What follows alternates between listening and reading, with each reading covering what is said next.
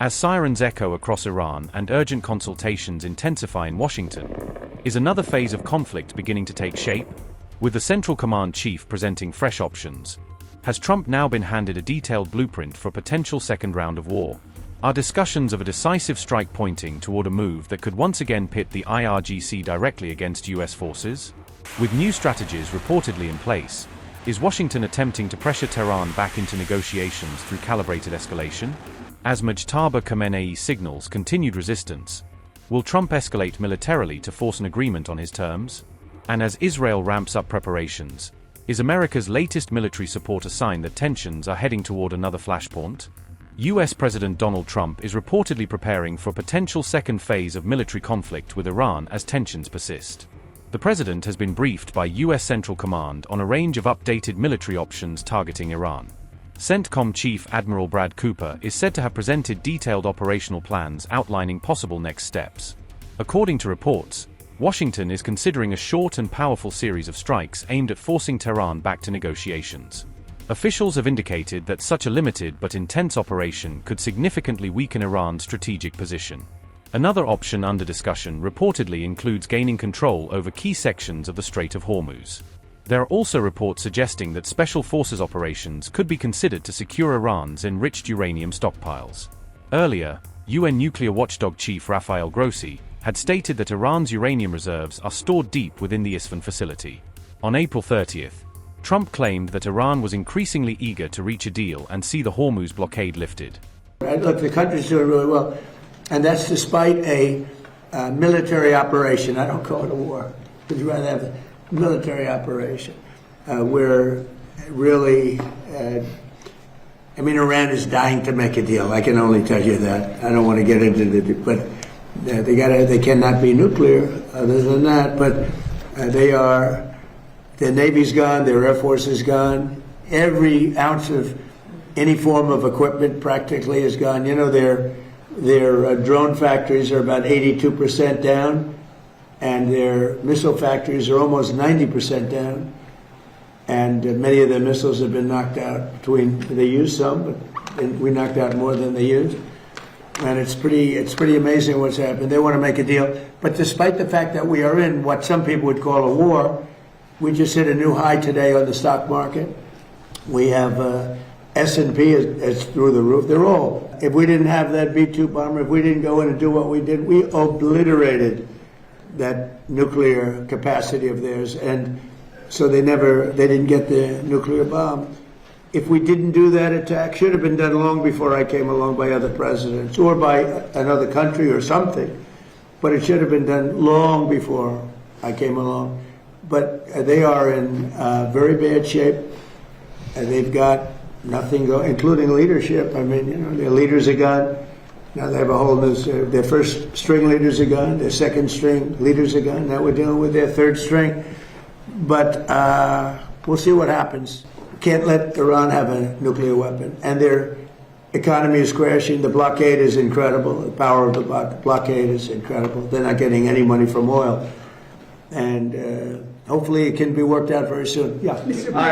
Iran is proving to be very stubborn. The talks seem like they are stalled. Are you getting antsy to break the ceasefire?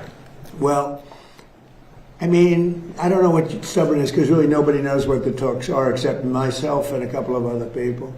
They want to make a deal badly. We have a problem because nobody knows for sure who the leaders are. It's a little bit of a problem, you know. The leaders have been wiped out along with their military, almost all of their military. I mean, think of it. 159 ships was their total Navy. 159 ships are gone. They're underwater. They're way below sea level. Sea level is a big difference. Pretty deep waters over there, too. So,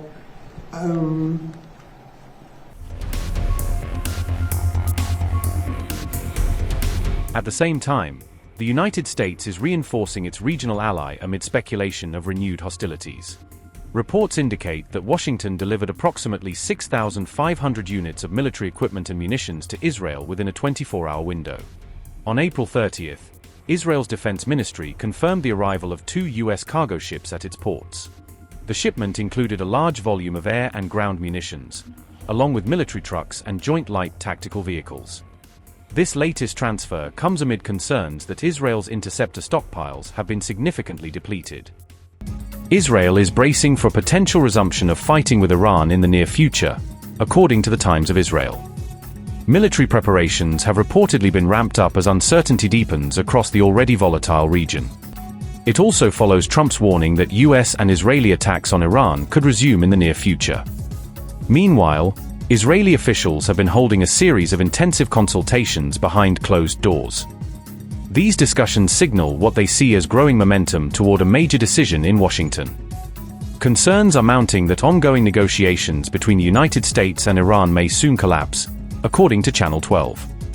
Officials believe the talks could break down as early as the beginning of next week, the report adds. Israeli cabinet ministers have reportedly assessed that the US may escalate pressure through military action. Potential targets under consideration include Iranian gas and energy facilities, along with key government infrastructure.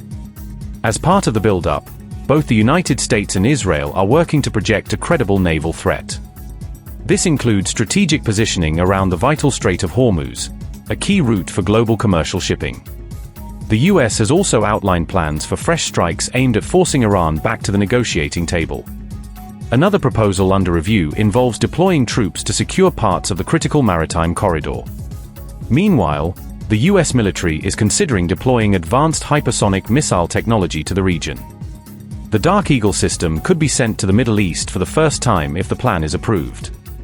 The request reportedly comes after Iran repositioned missile launchers beyond the reach of current US strike systems. Israel's defense minister has warned that further military action may once again become necessary. Iran, however, has issued strong warnings, threatening prolonged and painful retaliation in response to any attack.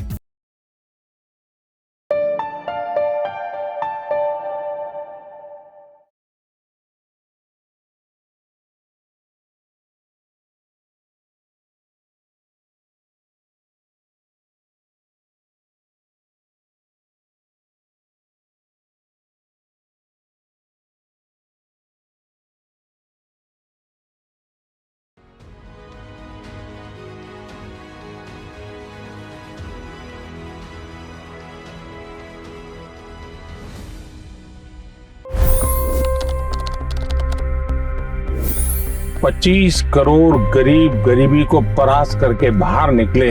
For the good of our nation, let's work together and let's truly make America great again. The fastest news breaks. Requested PM saying that look, you will have to speak to Putin and to Zelensky. The biggest news makers. The relationship with India is probably the most important bilateral relationship the US will have for the rest of this century. The capital delivered quite an election result today. Expert analysis. The million-dollar question today is how to stop this dance of death. Ground reports. I'm standing at the crossroad of the Kumbh Mela. Behind me are more than 100 entry ghats. Long-form interviews. Exclusionary politics is reflected in Manipur case as well. You don't bother because this is a small state. Deep dive into burning issues. It's often said DRC could be the richest country in the whole world. It's because of what sits underneath. Why exactly did the US topple the Sheikh Hasina government?